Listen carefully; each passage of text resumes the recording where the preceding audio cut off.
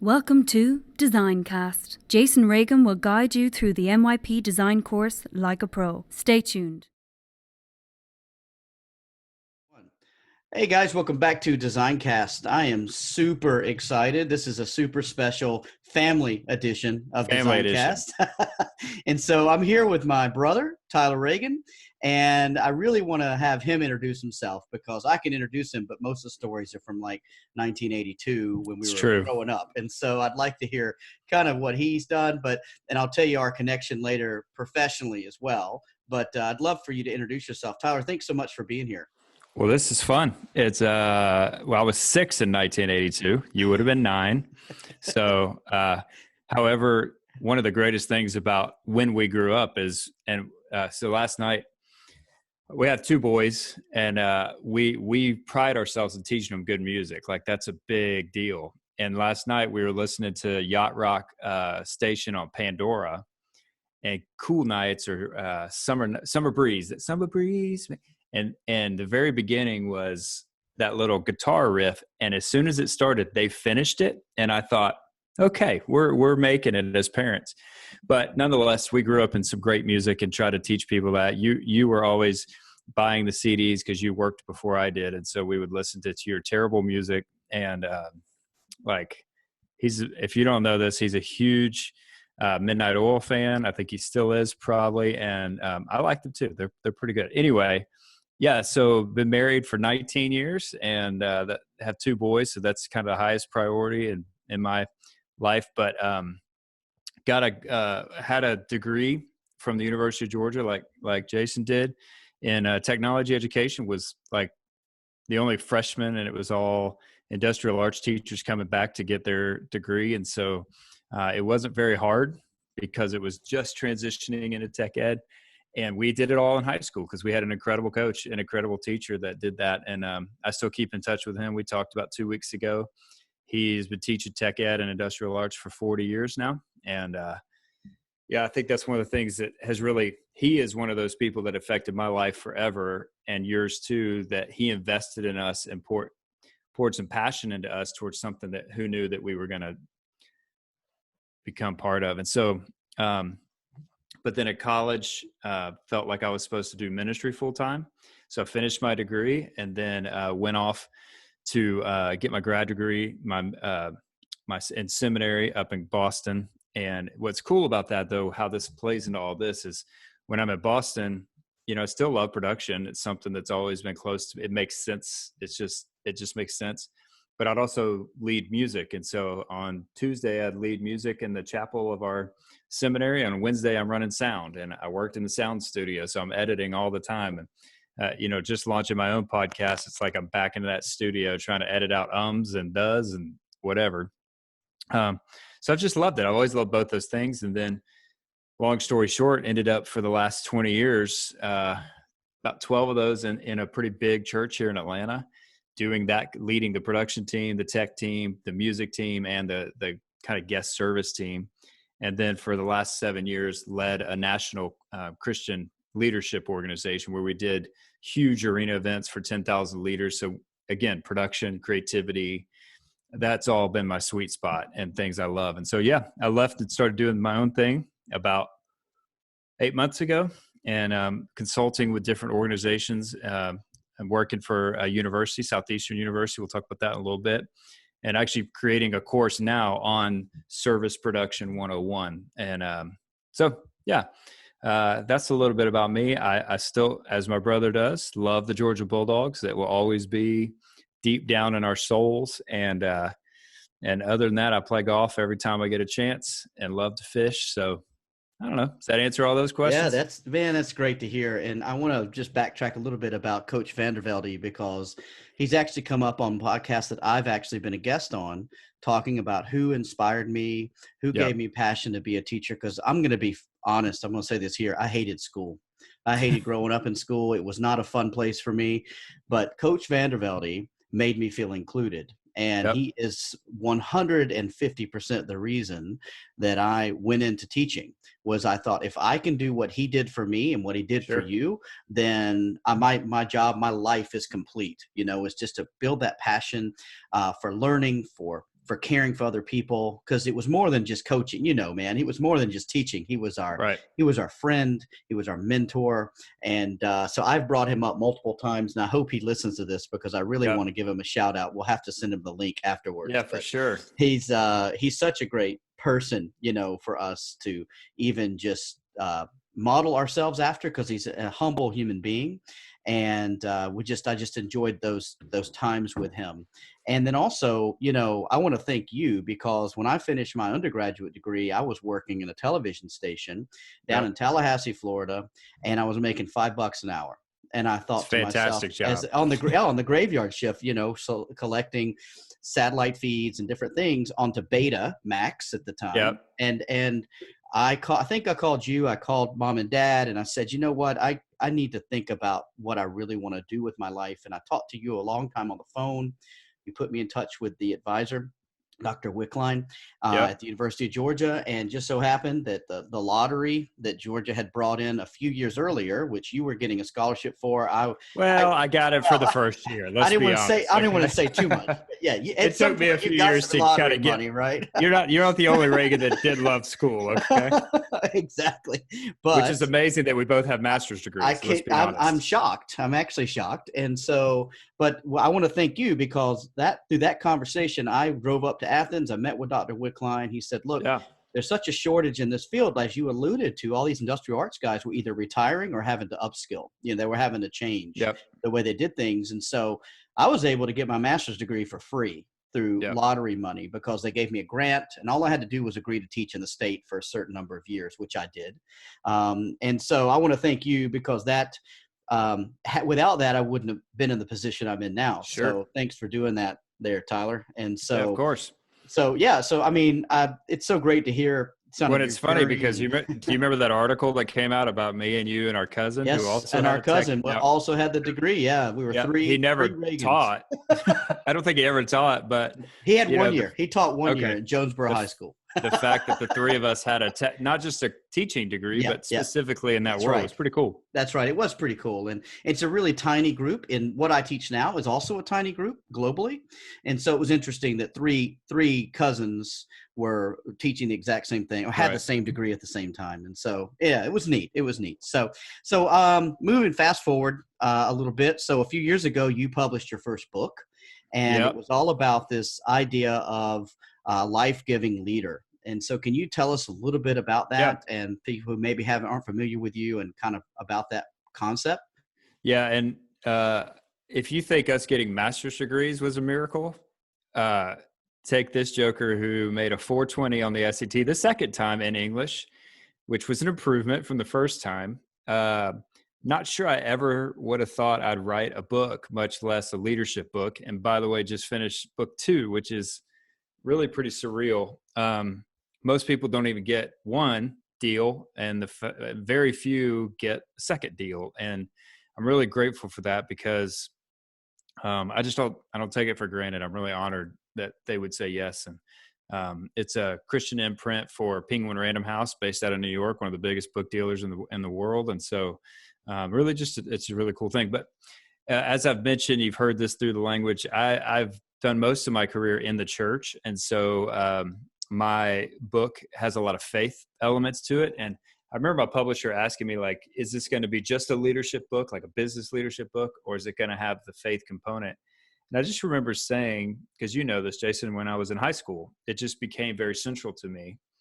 And I just remember saying, I only know leadership under the context of these guidelines or this faith that I subscribe to. And I don't know how to, yes, we could take all of that out and the principles will work, but that's not me. And whether I couldn't make a decision going, well, if I go without it, maybe we'll sell more books. I don't care about that. I want to share the message and the principles of leadership that I think are governed by just thinking about seeing people worthy of our best, seeing that people have value, seeing that people matter. So the simple phrase that's in there consistently is that, well, back up for a second. I know a lot of people that don't think they're leaders.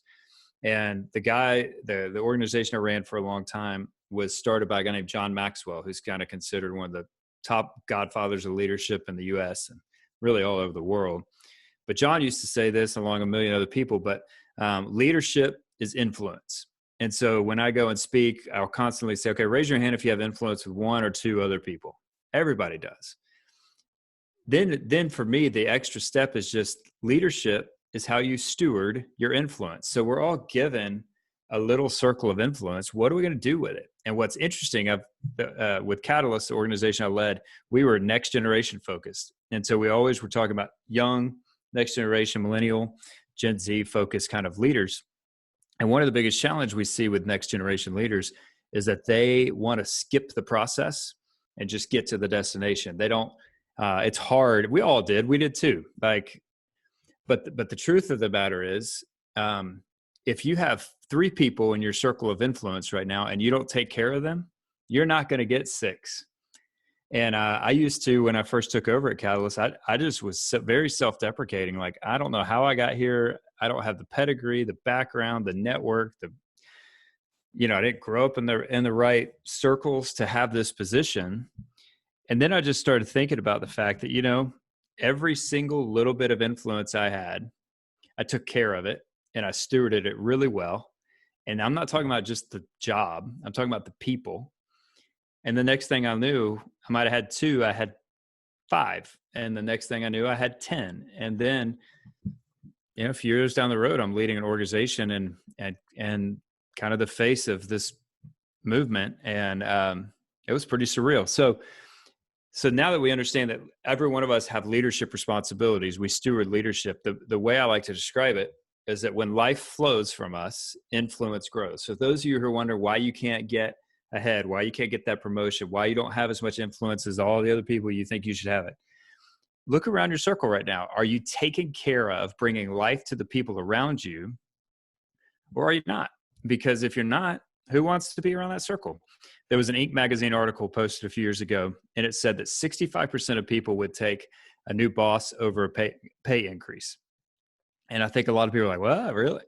Think about it. It don't matter how much you get paid. If your boss stinks, if your boss takes life from you, it doesn't matter.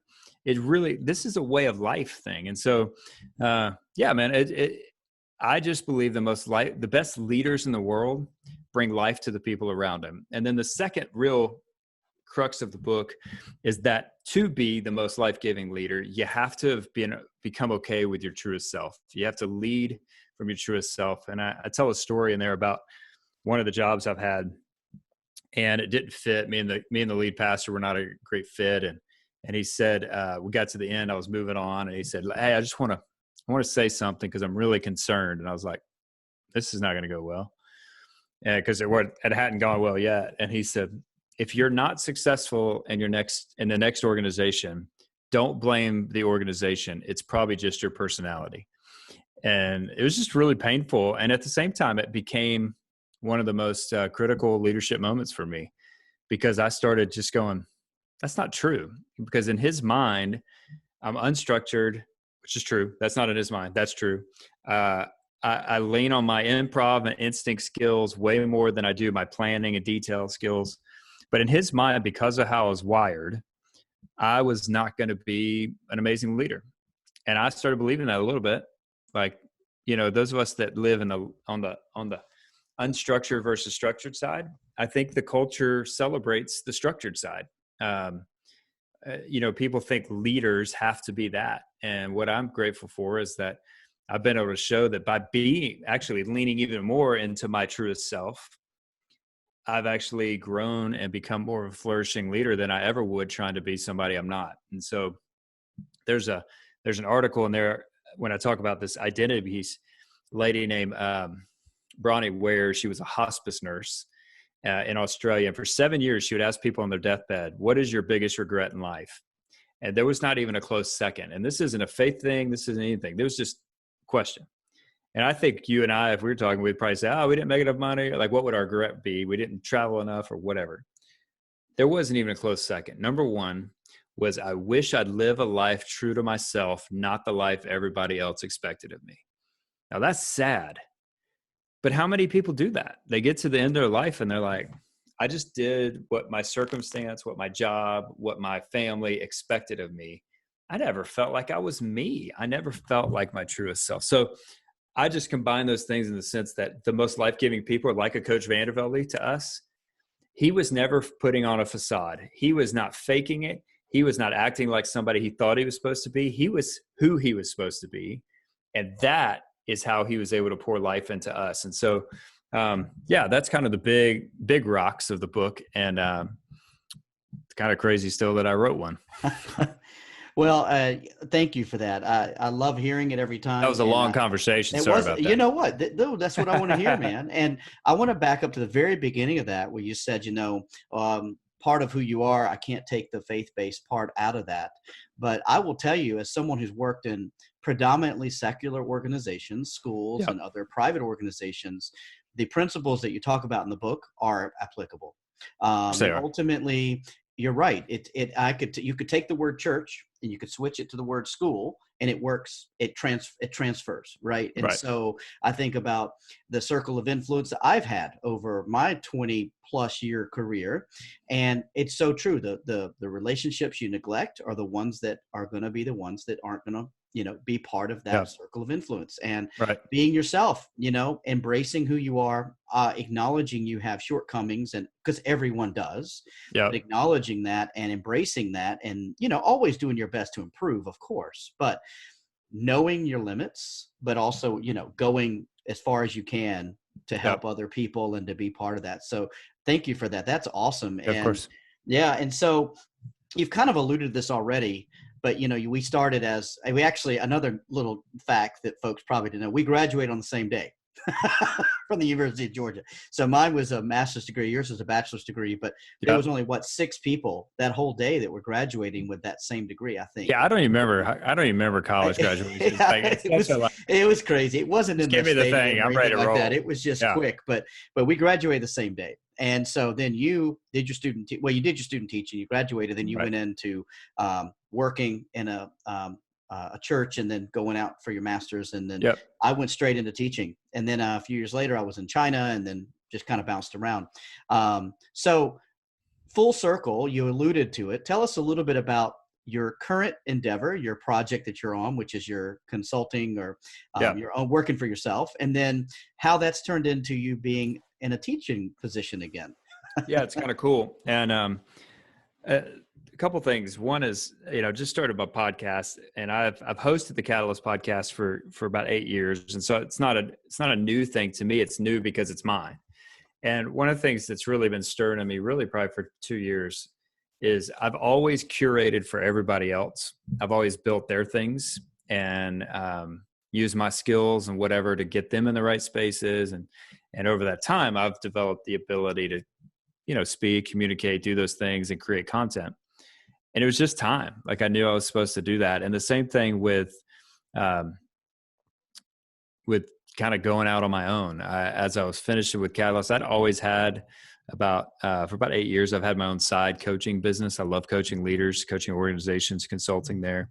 And I just knew I was supposed to kind of do that on my own. Our boys are such a good age that if I'm not working, I'd like to not have to go to an office, or like, I kind of want to do my own thing. And as I mentioned, I like to play golf. And so if I could play golf on Wednesday and not worry somebody's going to freak out or text me and wonder where I'm at, other than Carrie, my wife, doesn't matter, right? Like, so I'm working with a big church in Florida, but I'm also working with Southeastern University, which is a Christian university, but it's one of the top 10 fastest growing private universities, faith or not, in the country.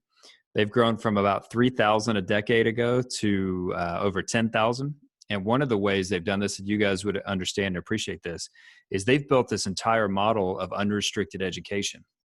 And one of the things they say is that they feel like one of their gifts to the church and gifts to the Christian faith is accreditation. There we go, accreditation. See, I should totally be teaching in school. There's a lot of ministry schools that have no accreditation. And so a kid who wants to go into ministry or work at a church will spend 3 years at this ministry school, and then about 5 years later feel like they need to go a different direction. Well, that doesn't count for anything, nothing. So what they started is they started realizing that what if we created these colleges at these churches, and it gives you a 4-year undergrad degree in organizational leadership and ministry, accredited by Southeastern University, while you stay. So you go to school 2 or 3 days a week. A lot of it's online. A lot of it's with the staff there.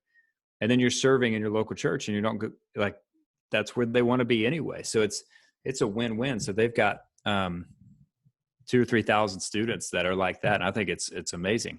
So anyway, I'm also helping lead their leadership event called The Forum. And then Chris, the executive vice president, I was super close. And he was like, what if you teach us a class? I was like, okay. I don't think anybody's taught one on service production, specifically around event-based and church-based. And so that's what I'm going to build. I'm going to be a professor. I'm going to teach it live in the fall. And the cool thing is the event that I'm leading, the students that take this course, part of their project will be helping pull off that event. So not only am I going to teach about creativity, I'm going to teach about series planning and booking speakers and how to put content together for events and those sorts of things. Now they're going to have to do it because we're going to have an 800 person paid event with these leaders, and they're going to have to help me pull it off. So I'm going to teach it live, but I'm also building out a full online course of it, which will be available for anybody. It's not just SEU students. I'm going to have 2 options. We'll have a non-accredited version that won't be super expensive, just an online course. Or if you want 3 hours of credit from SEU, they will work with you to put it with it, whatever degree you have. And so, so it'll go to all the extension sites and do that. So it's kind of surreal, but it's funny though, because last spring, Chris's wife teaches the honors students, and she asked me to come in and spend a day or like an hour with their honors students. And just being in that room, and then my other friend, Tim Martin, do you remember Tim that was, went to high school and we played soccer together? Tim is a professor at Georgia Tech now. And so he asked me to come, and he does like supply chain or something, totally right up my alley. But he asked me to just come talk about leadership, and these students were eating it up. And so it just kind of I told Carrie, I was like, God, I love that. I just love being in a room where it's not just I've got to present. It is working through this stuff together. And so, yeah, that's kind of what I'm doing. And the hard part is with all the stuff with COVID, the big church I'm working with in Orlando has completely had to go online. And this is a massive church. So I'm leading that team. And so it's like I'm working 40 hours a week there, and then I'm trying to do all these other projects. So yeah, man, it's cool though. Yeah, so it's like being a teacher again, man. Yeah, there you go. A million things all the time. And so what's interesting here is probably most people don't know too, is that our dad used to teach mechanics at a local trade school at night. And so, which they also don't know that this is the first time I've grown a beard out, and I'm convinced I have his mustache. Like you do. If I just went mustache, that's legit. Just like him. That's a just like him, Schneider, man. You're ready to go. This is Magnum PI level. That's I'm telling you, mine can't get that thick, but I get the undergrowth. So I don't think anybody wants to vote for undergrowth. Wants to know about my undergrowth. So under here. So anyway, so we skipped over this. I wanted to ask you. You alluded to your podcast. You alluded to you just finished a new book. If you can tell us a little bit about that, that would be awesome. So the new podcast is based on the first book, just called the Life Giving Leader Podcast. And one of the things I am very again, and you guys, you know me, Jason, and I think people that know me, this hopefully is a characteristic that they say consistently, but I am grateful. I don't take any of this for granted. And I have over the years, have made some pretty ridiculous relationship connections, especially in my world. But like yesterday, I interviewed Devon Franklin. Devon Franklin is a Hollywood producer. He's married to Megan Good, who's an actress that everybody knows. And she was in the first or second Transformers. Like, she's just crazy good. He produced all kind of stuff, and it's just an amazing guy. We're buddies. And so, when you start a podcast, it really helps to have some people that have some influence to be able to promote. And, so I just kind of with the first, I'm launching next week. I don't know when this goes out. So it'll be on Cinco de Mayo, May 5th. And I've got 12 episodes already in the can. Not all edited necessarily, but in the can. And it's a little bit, the 4 things that I'll hit on consistently is faith, family, creativity, and leadership. It's all based on leadership. And so this first run is just kind of people, like one cool dude is Kevin Olasola from Pentatonics, the guy that does all the beatboxing in Pentatonics. And he used to do some stuff with us. And for these people to say yes to something that has no reach yet and no connection is really cool. And I'm really grateful for that. So that launches in about a week. And then the new book to me was actually, I think it's better than the first book, I guess, because you get better as you do it again. But for me, it's better because it's a little bit more niche, or niche, if you want to say it like that. But my first one was kind of my overall generic leadership stuff. This one is, I've lived it. And so it's called Leading Things You Didn't Start, Winning Big When You Inherit People, Places, and Possibilities. So like Jason, when you came to this new school in Korea, you inherited stereotypes, you inherit labels of who did it before you, good or bad. That's a mix, because sometimes you go in and the leader before you was awesome. And that's really hard to come in and follow that. Or they were terrible, which was equally as hard. And so for me, inheriting a national platform was hard, because it had a lot of opinions and a lot of people had ideas of what it should be. And it was at the top, I wouldn't say the top of its game, but it was close to it. It was coming down off the peak a little bit. And there's just a different skill set. And honestly, I made this number up, but I think only like 10% of the world starts anything. Like there's a million resources on entrepreneurship and startup and build your own. Who does that? It's a small number. The rest of us take a job. We take a platform. There's a lot in the next decade of churches that have their pastors founded the church. They're over 55 and they don't know what they're going to do with it. And their founder syndromes everywhere in business and church, nonprofit space, where they just go, I can't find somebody who would be better than me. Well, it's because you haven't been working on it. So it's a little bit about succession, but it's a lot about how do you win when you do this? I've got 4 case studies in the back, and I wanted to make sure I got people from different sectors. And so one of them is a guy named Jim Daly, who took over Focus on the Family from James Dobson, who had run it forever and ever, huge national ministry. And everybody has opinion about Focus on the Family, good and bad. So he took it, but that was you talk about a tough public thing to take over. The second one is a guy named Jimmy Rollins, who took over a church for his parents. But the other two, one is Cheryl Batchelder, who took over Popeyes. She was the CEO of Popeyes, and a great female leader. Just, what did you do? How did you do that? How did you change culture? How long did you wait? What does that look like? And then the last one's my good friend Buzz Williams, who's the head coach at Texas A&M basketball. He just left Virginia Tech to come there. So when we interviewed, he was 120 days into a team that he didn't recruit. So it's just different, a different skill set. So I'm excited about that. I can't believe I've gotten to write a second book, and I'm so glad it's done, in the sense of it about killed me. But yeah, so that's the two projects that are kind of cruising. Yeah, that sounds great. And you're speaking my language, because again, man, like you said, you inherit a program, you inherit a class, right? Just a person who takes over the seniors who was taught by juniors for someone else taught them. I mean, it happens in every organization. Every year for you guys. For us, yeah, every year we have such turnover in international schools that it's either year or 2 years, because usually your contracts are 2 years at a time. And so there's always a rolling on and a rolling off. And that's tough to build culture when people keep changing, right? Totally. And so I think that's great. I think they'll be completely applicable to anybody who wants to check that out. And I know your first book is on Amazon, and I remember you read that one for Audible as well. So I'm going to do it for this next one too. But that's exciting stuff. Well, I've always been passionate about that, because if I know somebody and they wrote a book, I like to hear their voice, because they say it differently. They say it the way they say it. It was hard though. Good gracious, that's hard. Yeah, I know. So besides all that, what are you super excited about at the moment?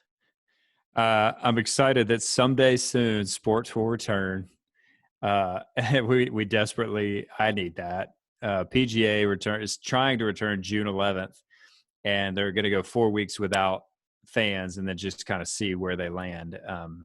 But just to have it to watch, I've been watching the Michael Jordan Last Dance thing. It's awesome. And it makes you feel like, okay, life's somewhat normal. The truth is, life's never going to be like what the normal we knew is gone. It's just going to be a new normal that we have to transition in. And I hope people are wise and be smart, but at the same time, we're going to have to live again soon.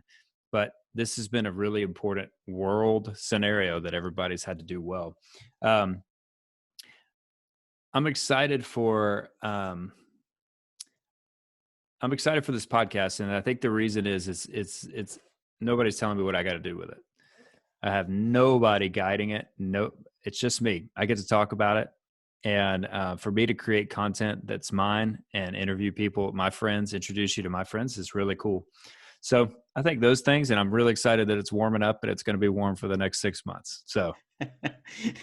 Well, it's funny because most folks who've listened to my podcast for a while, it's a labor of love, man. Like, I've been creating content for this all on my own. I do all the editing. I do all the producing. Right. I do all of it. So the first 2 years, I got like 5 episodes, 6 episodes out. Like, I could do it every couple of months. Right. But during this COVID thing, I've put out 13 episodes, man. And so things are, picking up. There's some momentum, but I'm with you. But see, I will tell you, there is hope, because we're 6 or 8 weeks ahead of you guys here in Asia with. Now we're grappling with, how do we reopen school? How do we reopen borders? How do we cope with people importing the cases? How does that workflow? How does that look? Yeah. And so I will tell you, there is a light at the end of the tunnel. Oh, of we course. had never really fully shut down, which was nice because we can still go to Starbucks and get a cup of coffee if we need. That's an essential business in the education business. Fact. Yeah. You got to get there. But, Chick-fil-A is my essential business over here. I heard that. And so it's crazy. So I need to ship you some. I would love some Chick-fil-A. I'll tell you. Like right now, if you could have anything from Chick-fil-A, what would you order? Oh, it'd be the ice cream cup, man. I'd be going with serious? Ice cream. I am dead serious. That's my fave. But no, I think I'd have chicken fingers because I don't eat bread. So I take that back. You know what? I'd have a biscuit because I can't eat biscuits. I can't eat biscuits because it doesn't have yeast in it. So I can eat that. I'd go with. So you're a yeast-free zone, right? I'm a yeast-free zone, buddy. Okay. Anything to do with yeast, I can't have it. So it makes me sick as a dog. So anyway, we'll go undergrowth and now sickness. Important stuff, guys. Important stuff. So Tyler, who do you follow for inspiration, and what kind of books and apps and blogs and stuff do you recommend for people? Gosh, there's a lot. That's a lot in that question. I'm inspired by leaders that make the most of their influence and opportunity, but do it in a kind way. Like I mentioned, Kevin Olasola from Pentatonics. I mean, he has 3 Grammys, and they've sold 10 million records as an a cappella group. That's ridiculous. And yet he's one of the most humble, kind. He's spending his days trying to serve people. Devon Franklin, another one, like I mentioned, Hollywood producer who spends his days being generous, talking about healthy marriages. They inspire me. I interviewed a friend named Brad Montague. Brad's one of the most creative artists I know. He built this little brand called Kid President, and it was his little brother at the time. And dude, they ended up on Soul Pancake with Rainn Wilson from The Office, and they've interviewed the president. I mean, they've been in the Oval Office because it was just this. I'm inspired by people. Here's, honestly, this goes back to, I still have some things stirring in me that I want to build potentially. And my problem is, I would say it's a problem, but you would see it as an opportunity, as I do down the road. It's just painful right now. I've been around too many world changers now. I just have. People who saw an emptiness, saw a need, saw whatever, and they filled it. And they built influence, and they grew as leaders because it did. Some people are never around people like that. They just go through mundane life, and they're okay with their own little world. And as long as my own little world doesn't shatter, life's good. And who probably even in this season, nothing's changed a lot. They're just not going to their job and the person or whatever. I can't live like that. I've been inspired by too many people who have, my friend Jeremy Courtney, who currently lives in northern Iraq and Syria, who serves refugees day in and day out, who continues to fight for the people that live there. I see Jeremy when I think about quitting or doing something simple. There are days, and I'm saying this there are days I want a job that takes no brain power. I want a job where I can go and just, and again, I love working in a lawn. But, you know, some days I just want to buy a lawnmower, a good, nice riding lawnmower, and just start my own landscape business. So I put my headphones in, cut the grass, and I think about it. But that's not what I'm made to do. And if I said yes to that, then I'm saying no to the other things I believe, you know, for me that God's calling me to do. And I got to be faithful to this. So people that do that inspire me. A couple of leaders that I love to read, if anybody, Simon Sinek is probably my favorite leader to read. He's been with us a few times. Patrick Lencioni is one of the best leadership guys I know. Book I'm reading right now is Atomic Habits by James Clear, New York Times bestseller. And then I also have Iger, Bob Iger, Disney CEO, and his latest book. Those are the kind of people I want my brain filled with. Like, you did what? Like that's crazy, but it doesn't sound that hard. You know, those kind of things. I want to be inspired by people who just move things forward and go, yeah, let's go. Let's figure it out. Let's go get it. So I don't know if that helps or not, but no, that's great, man. And those are great folks. And it's a different group of folks to follow than I think probably have been on the podcast before. So, because in most cases, we focus strictly on not only education, but international private education and that kind of thing. So it's nice to broaden that. And you know, another educator is Brene Brown. And I don't know how much you guys know about Brene, but she talks about vulnerability. You know, she's a researcher at Houston, and she's been with us a few times. And I love Brene. I love everything she talks about. You know, she's a little rough around the edges, and that's kind of her personality. And that's okay. I love it. I love it. You know, that doesn't matter. Like, she talks about being your real self, and she talks about being vulnerable and learning how to rise when you fall and things like that. She's incredible. Yeah. Well, listen, I know it's getting late there, Tyler. It's morning here, so I'm just getting started. But and I know that you value your sleep, and so I appreciate you meeting with me. But if folks want to get in touch with you, what's the best way to do that? In other words, if they want to see this mustache that we're talking about, this legendary thing we got going on, it's just at Tyler Reagin, again, Reagin. That's all the social pieces. And then the podcast is the Life Giving Leader podcast. And then you go to tylerreagin.com. It's got all the different elements, the book, the podcast, and all that stuff. So I'll have it in the show notes as well, because I'll pop this up on YouTube first for everybody just to check it out. All 6 people will enjoy it that listen, and I'll have all that on there. But oh man, I appreciate you meeting. Yeah, I'm glad we got to catch up, even if it's being recorded. Even if it's been recorded for for later use. But thanks so much, and I hope folks will have a chance to listen to your podcast. I'm excited for it, and I look forward to those first 10 episodes that you're talking, or 12 episodes that you're talking about. And I've enjoyed your Catalyst ones, and I know I'm going to enjoy this one because I feel like it'll be even more with your fingerprints all over it, which will be fantastic. That's the only fingerprints. That's the only fingerprints around. So, all right. Thanks, Tyler. Thanks for being here. Having me.